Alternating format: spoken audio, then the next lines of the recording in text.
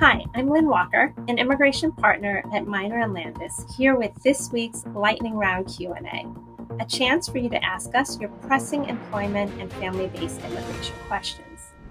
This week, we're going to have a follow-up on some of the material we presented the previous week about O-1B visas, and we're going to do a deep dive into some of the criteria. But before we start, I do want to emphasize that all personal information is kept confidential at Minor and Landis. So the identity and personal details of those asking questions are never disclosed. So we wanted to take the time to do this deep dive because these are very, very confusing concepts. And we get asked about the difference between these two criterion all the time. And we thought it was really, really important to share with you what the distinction is between the first criterion and the second criterion, and how, even though they're different, most artists who meet one often meet the other.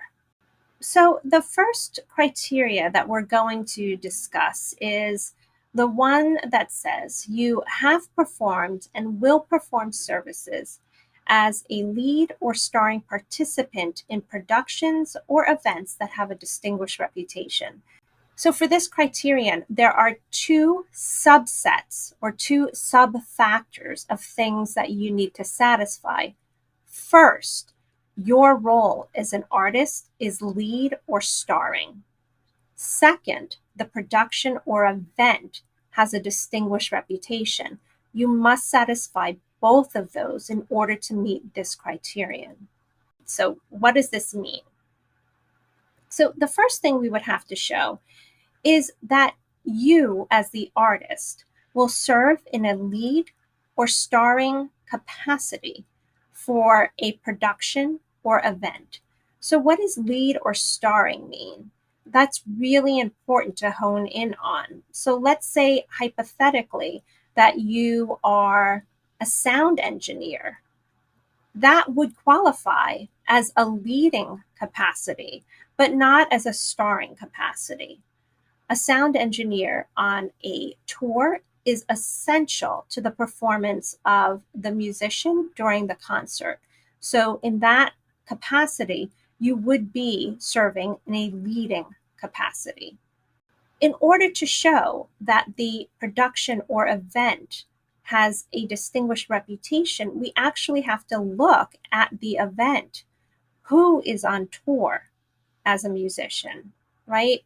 So if we're talking about a musician or a musical group that is not a household name, it might be very difficult to show that the event or production has a distinguished reputation.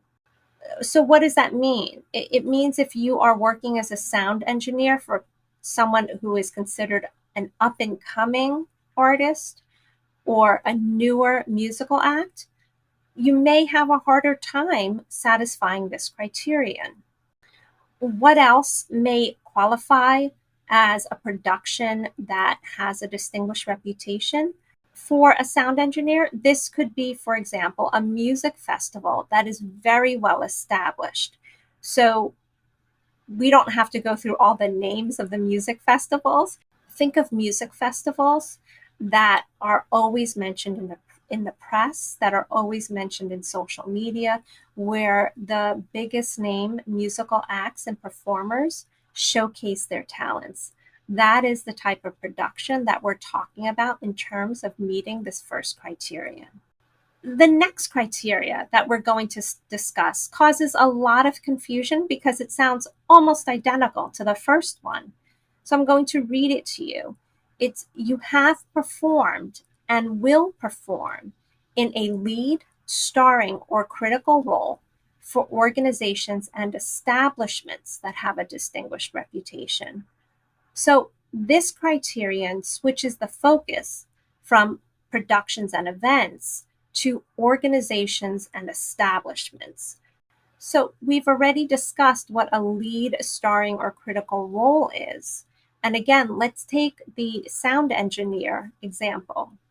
So for a sound engineer, an organization or establishment that may have a distinguished reputation would be, for example, a music production company or a tour production company.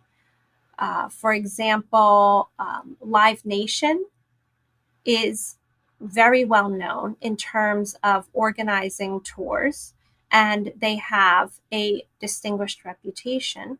It could also mean, for example, a record label. If you are acting as a sound engineer for a recording, could be Universal Music or Sony Music Publishing.